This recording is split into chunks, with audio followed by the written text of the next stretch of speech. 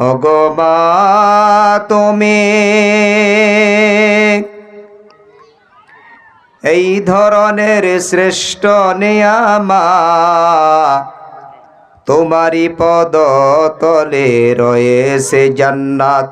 ওগো মা তুমি এই ধরনের শ্রেষ্ঠ নিয়ামত, তোমারি পদ তলে রয়েছে জান্নাত, তোমারি পদ তলে রয়েছে জান্নাত।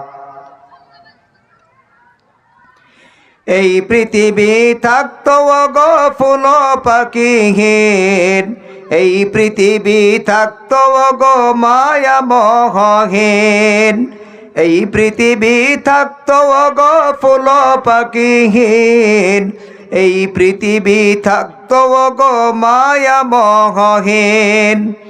যদি না পেত মায়ের, যদি না পেত মায়ের মায়ারি হাত, যদি না পেত মায়ের মায়ারি হাত, ওগো মা তুমি এই ধরনের শ্রেষ্ঠ নিয়ামত, তোমারি পদ তলে রয়েছে জান্নাত, তোমারি পদ তলে রয়েছে জান্নাত।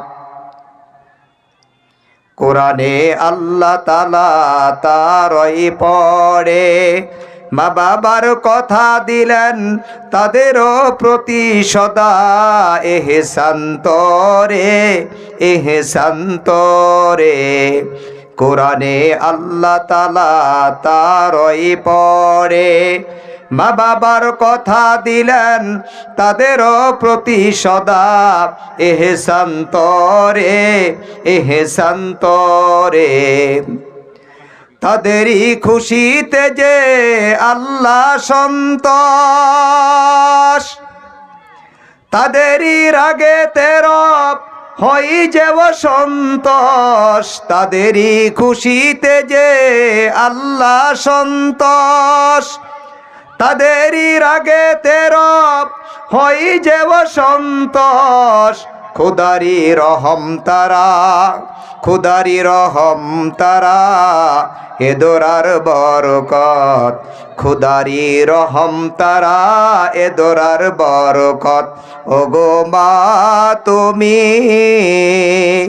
এই ধরনের শ্রেষ্ঠ নিয়ামত, তোমারি পদ তলে রয়েছে জান্নাত, তোমারি পদ তলে রয়েছে জান্নাত, তোমারি পদ তলে রয়েছে জান্নাত।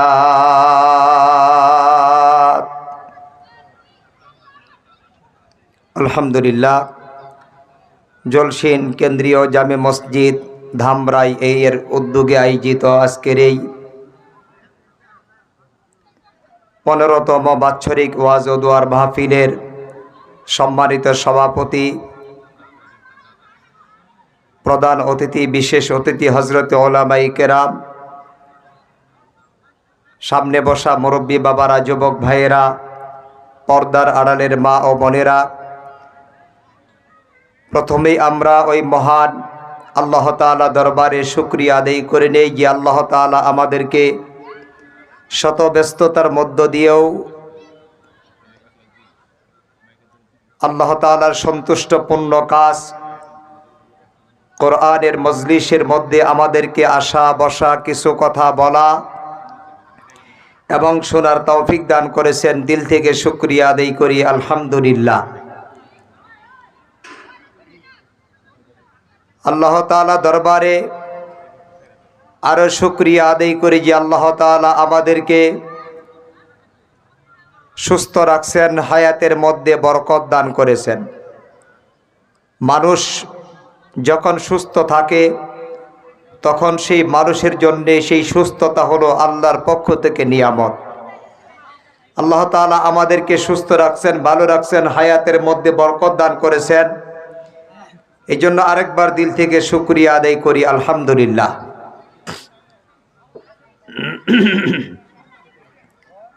ভূমিকায় গেলে অনেক লম্বা, আমি ভূমিকায় যাব না, সরাসরি মূল আলোচনায় চলে যাব ইনশাআল্লাহ।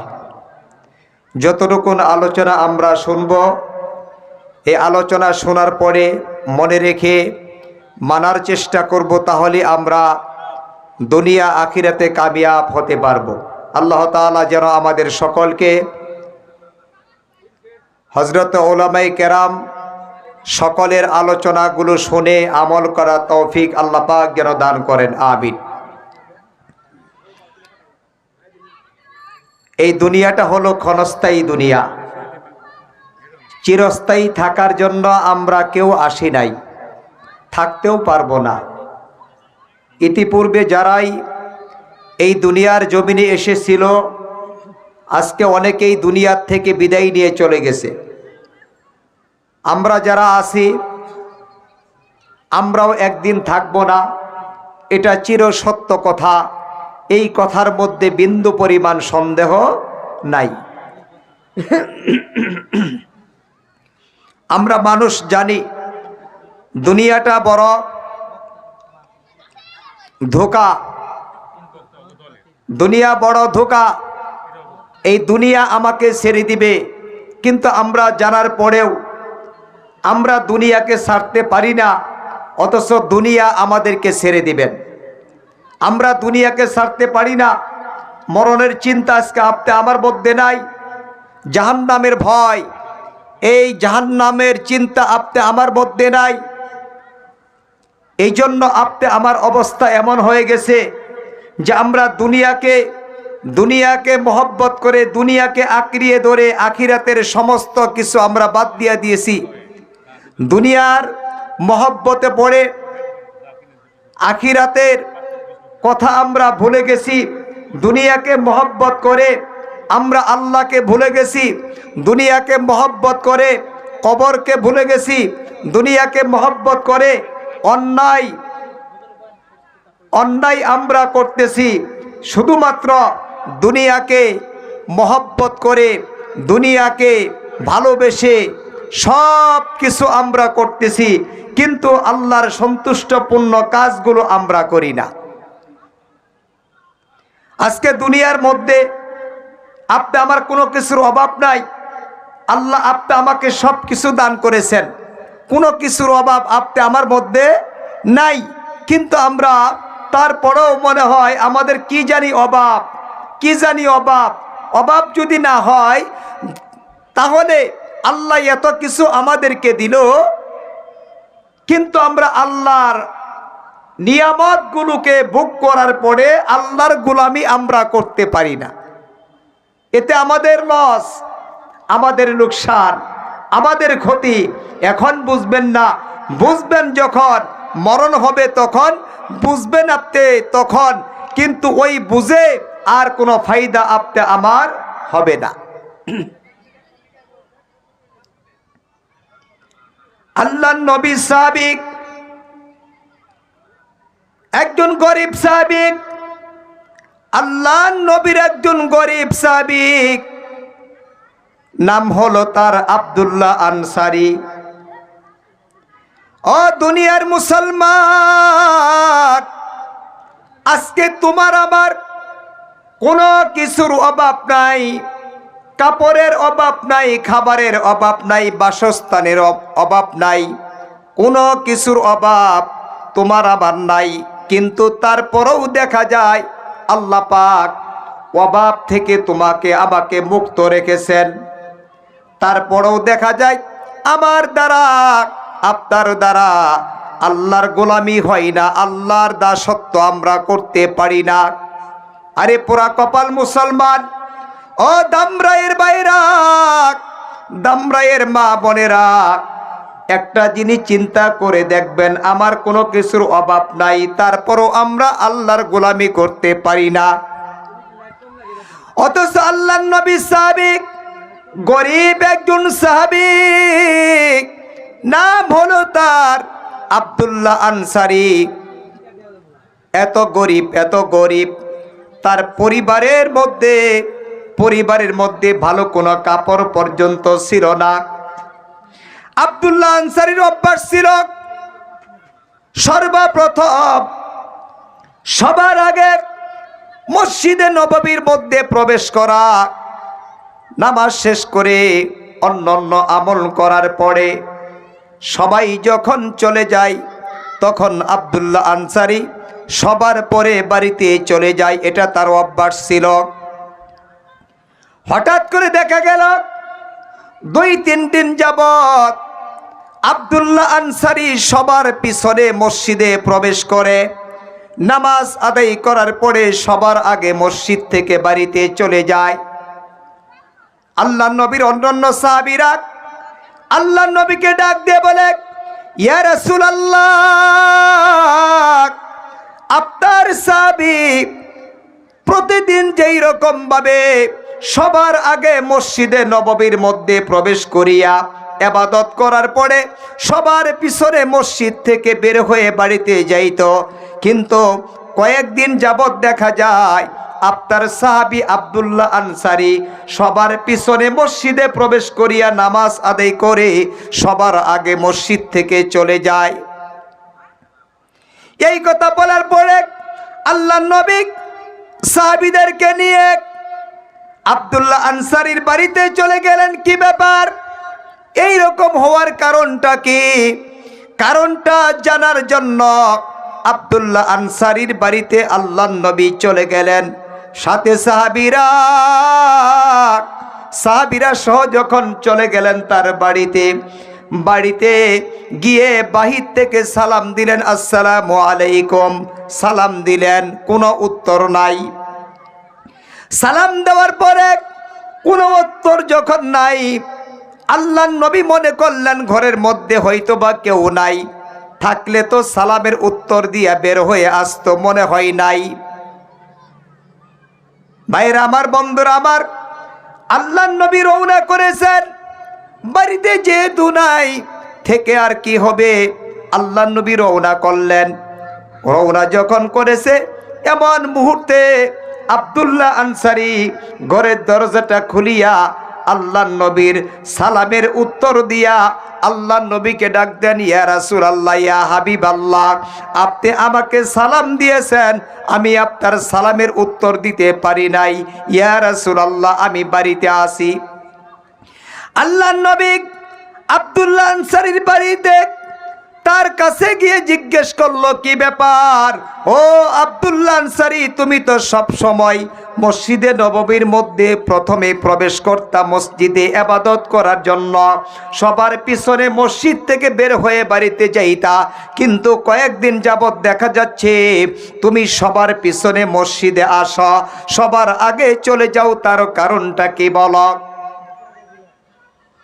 আব্দুল্লাহ আনসারী ডাক দিয়ে কই, ইয়া রাসূলুল্লাহ, আমি যেতে পারি না, তার কারণটা হলো আমাদের পরিবারের মধ্যে একটা মাত্র কাপড়, ভালো কোনো আর কাপড় নাই, বস্ত্র নাই, একটা কাপড়, এই জন্য আমি সবার পিছনে মসজিদে যাই, সবার আগে মসজিদ থেকে চলে আসি। তো একটা কাপড় কি হয়েছে বলো? আল্লাহ নবী এবার জিজ্ঞাসা করার পরে এইবার তখন সাহাবী চোখের পানি ছেড়ে দিয়ে আল্লাহ নবীকে বলি, ইয়া রাসূলুল্লাহ, ইয়া হাবিবাল্লাহ, আমি যদি একটা কাপড় পরিধান করিয়া মসজিদের সর্বপ্রথম যদি প্রবেশ করে নামাজ আদায় করার পরে সবার পিছনে যদি চলে যাই, ইয়া রাসূলুল্লাহ, তাহলে আমার বিবি নামাজ পড়তে পারে না। আর আমি যদি সবার পিছনে মসজিদে যাই নামাজ আদায় করার জন্য, আর সবার আগে যদি মসজিদ থেকে চলে আসি, আমার কাপড়টা পরিধান করিয়া আমার বিবি ঘরের মধ্যে নামাজ আদায় করে। কিভাবে সম্ভব?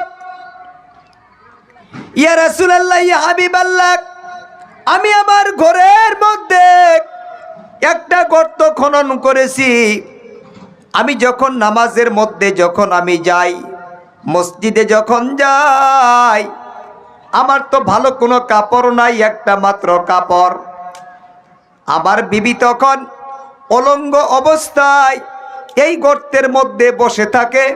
ওই কাপড়টা পরিধান করিয়া আমি গিয়ে আপনার পিছনে নামাজ আদায় করি। আবার আপনার নামাজ শেষ হয়ে গেলে আমি আমার বাড়িতে তাড়াতাড়ি চলে আসি, এই জন্য যে আমি আসলে পরে আমি আমার কাপড়টা খুলিয়া আমার বিবিকে দিয়া দেই। আমি গর্তের মধ্যে চলে যাই, আমার বিবি আমার কাপড়টা পরিয়া নামাজ আদায় করে। আরে মুসলমান, এই কথাগুলো বলার পরে আল্লাহ নবীর চোখ থেকে দর দর করে পানি পড়তেছে।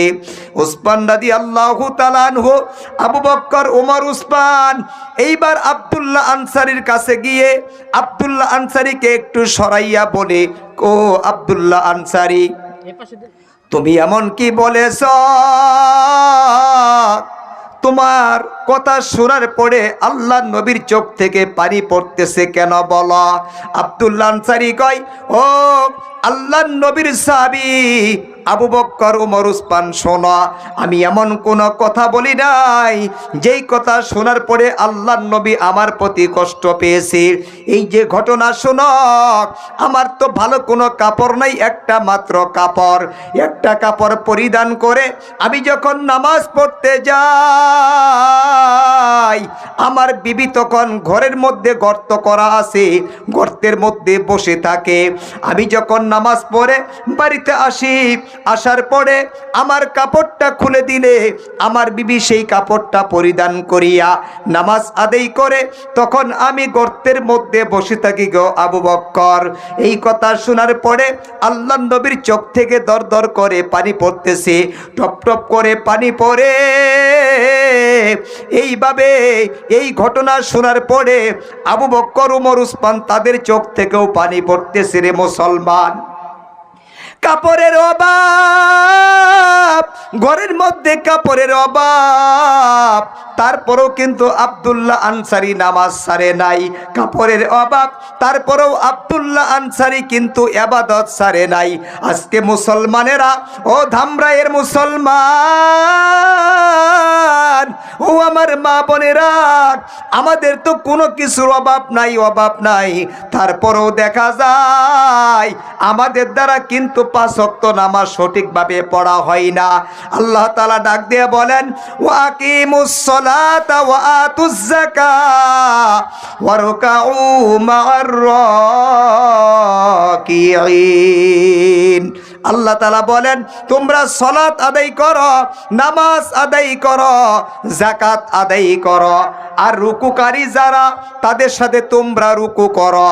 এই যদি হয় মুসলমানের অবস্থা, এই আয়াতের উপরে মুসলমান যদি আমল করতে পারে, নামাজ পড়তে পারে, সঠিকভাবে যাকাত দিতে পারে, রুকুকারী যারা তাদের সাথে যদি রুকু করতে পারে, তাহলে এই মুসলমান দুনিয়াতে থাকতেই আল্লাহ তাআলা তার প্রতি সন্তুষ্ট হয়ে যাবে।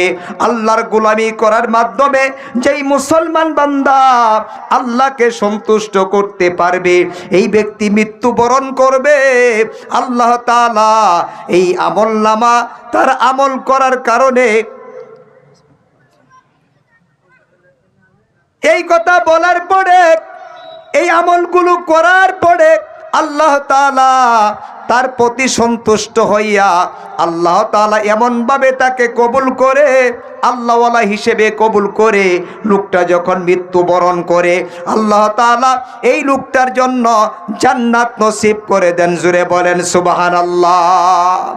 আরে মুসলমান, আল্লাহ রাসূল হাদিসের মধ্যে ফরমান, আউয়ালু মা ইউহাসাবু বিহিল আবদু ইয়াউমাল কিয়ামাতিস সালাহ। কাল কিয়ামতের ময়দানে সর্বপ্রথম বান্দার হিসাব হবে নামাজের হিসাব। যেই নামাজ তোমরা আদায় করো না, যেই নামাজ আমরা আদায় করি না, সময়ের মতো সময় চলে যায়, নামাজ আদায় করতে পারি না। ও বন্ধুরা, ও আমার ভাইরা, এই নামাজ কাল কিয়ামতের ময়দানে নামাজের হিসাব আল্লাহ পাক সর্বপ্রথম নেবেন।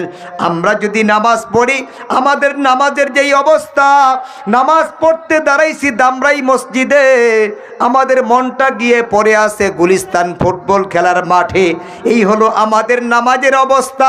এরপরও আবার যদি আমরা নামাজকে আমরা ছেড়ে দেই, তাহলে কাল কিয়ামতের ময়দানে আল্লাহর আদালতে আমরা কিন্তু ধরা খেয়ে যাব মুসলমান। ও আমার মুসলমান ভাইরা, আল্লাহওয়ালা হইতে হইলে আল্লাহর গোলামি করা লাগবে। আল্লাহর গোলামি ছাড়া আল্লাহওয়ালা হওয়া কোনোদিনই সম্ভব না।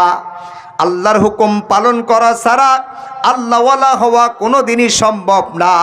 আল্লাহর দাসত্ব না করে আল্লাহর ওলি আপনি হতে পারবেন না। যদি আপনি আল্লাহর ওলি হতে চান, আল্লাহর সন্তুষ্টপূর্ণ বান্দা হতে চান, তাহলে আপনাকে ওয়াকিমুসসালাহ, নামাজ আদায় করতে হবে।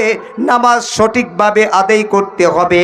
5 ওয়াক্ত নামাজ দুনিয়ার মধ্যে পড়বে যারা, জান্নাতের মালিক হবে তারা। 5 ওয়াক্ত নামাজ দুনিয়াতে পড়বে যারা, জাহান্নাম থেকে বাঁচতে পারবে তারা। 5 ওয়াক্ত নামাজ দুনিয়ার মধ্যে পড়বে যারা, আল্লাহর সন্তুষ্টপূর্ণ বান্দা হবে তারা।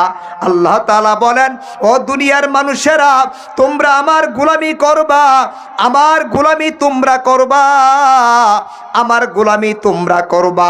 বান্দা তুমি শুনে রাখো, আমি আল্লাহ আমার গোলামি করার কারণে আমি আল্লাহ তোমাকে মৃত্যুর পরে কবরে আযাবকে মাফ করে দিয়া, ফুলসিরাতের পুলকে পার করে দিয়া, ডান হাতে আমলনামা দিয়া ফুলসিরাতের পুলকে পার করে দিয়া, আমি আল্লাহ তোমার জন্য 10টা পৃথিবীর সমান একটা জান্নাত তোমাকে দান করব। জোরে বলেন সুবহানাল্লাহ। ও দুনিয়ার মুসলমান, আজকে তুমি দুনিয়ার মধ্যে আসো, বাহাদুরি করো, রক্ত তোমার গরম আছে, বাহাদুরি করো, নামাজ পড়ো না, বাহাদুরি করো, আলেমদের বিরোধিতা করো, ইসলামের বিরোধিতা করো, কোরআনের বিরোধিতা করো, রসুলকে নিয়ে কটূক্তি করো। আরে মুসলমান, তোমার রক্ত যখন ঠান্ডা হয়ে যাবে, তখন তোমার কোনো মূল্য থাকবে না, দাম থাকবে না। এই যখন অবস্থা তোমার হয়ে যাবে, বান্দা শুনিয়া রাখো, শুনিয়া রাখো, তোমার বাহাদুরি আর কবরের মধ্যে চলবে না। তোমার বাহাদুরি কবরের মধ্যে আর চলবে না। দুনিয়ার মধ্যে যেমন তুমি করবা, তেমন কর্মের ফল তুমি পেয়ে যাবা। দুনিয়ার মধ্যে ভালো কাজ করবা, কবরের মধ্যে তুমি প্রশ্নের উত্তর সঠিকভাবে দিতে পারবা। দুনিয়ার মধ্যে ভালো কাজ করবা না, কবরের মধ্যে প্রশ্নের উত্তর দিতে পারবা না। এই জন্য মুসলমানেরা, দামরাইয়ের মুসলমানেরা, বলে গেলাম আজকে থেকে আমরা 5 ওয়াক্ত নামাজ পড়ার চেষ্টা করব। আজকে থেকে আমরা ইসলামকে পরিপূর্ণভাবে মানার চেষ্টা করব। আজকে থেকে আমরা আলেমদের পক্ষে থাকার চেষ্টা করব। আলেমদের পক্ষে যারা থাকবে না, তারা কোনোদিনই বড় হতে পারবে না। আলেমদের বিরোধিতা করে যারা ধ্বংস হয় তারা, আলেমদের বিরোধিতা করেছে যারা, বিপদের মধ্যে এখন আছে তারা। এই যে মুসলমান, আলেমদের সাথে সুসম্পর্ক করিয়া, আলেমদের সাথে সুসম্পর্ক করিয়া আল্লাহর গোলামি করার চেষ্টা করো। আল্লাহ তাআলা ইহকাল পরকালে সফলতা তোমাকে আমাকে দান করবেন ইনশাআল্লাহ। এই জন্য আমরা সকল মুসলমানদেরকে দাওয়াত দিয়ে গেলাম, আমরা আল্লাহর যে হুকুম আছে, হুকুমগুলিকে পরিপূর্ণভাবে মানার চেষ্টা করব। আল্লাহর হুকুমগুলিকে পরিপূর্ণভাবে আদায় করার চেষ্টা করব। তবেই আমরা দুনিয়া আখিরাতে সফলতা অর্জন করতে পারবো। দুনিয়ার মধ্যে যারা সফলতা অর্জন করতে পারবে আল্লাহর গোলামি করার মাধ্যমে, এই লোকগুলি কাল কিয়ামতের ময়দানে আল্লাহ পাক তাদেরকে জান্নাত দিয়ে পুরস্কৃত করবে। আর যদি তুমি বান্দা দুনিয়ার মধ্যে ইসলামকে মানবে না, ইসলামের বিরোধিতা করবা, আলেমকে মানবে না, আলেমের বিরোধিতা করবা, ইমামকে মানবে না, ইমামের বিরোধিতা করবা, দুনিয়ার মধ্যে মাদ্রাসাকে মহব্বত করবে না, মাদ্রাসার বিরোধিতা করবা। ও দুনিয়ার মুসলমানেরা, তুমি তোমার খাতা কলমের মধ্যে লিখে রাখো, তোমার ধ্বংস দুনিয়ার মধ্যে অনিবার্য, দুনিয়ার মধ্যেও তুমি ধ্বংস, আখিরাতেও তুমি বান্দা ধ্বংস হয়ে যাবে। আপনারা সকলেই তো জানেন, আলেমদেরকে পিছে ফেলে, আলেমদেরকে কষ্ট দিয়ে কেউ টিকে থাকতে পারে নাই, আর কোনোদিনই পারবে না। আল্লাহ তাআলা আমাদের সকলকে, ইসলামকে, আলেমদেরকে, দুনিয়ার আল্লাহর হুকুমগুলিকে মহব্বত করে আমরা যেন মেনে চলতে পারি, আল্লাহ আমাদের সকলকে তৌফিক দান করুক। আমিন।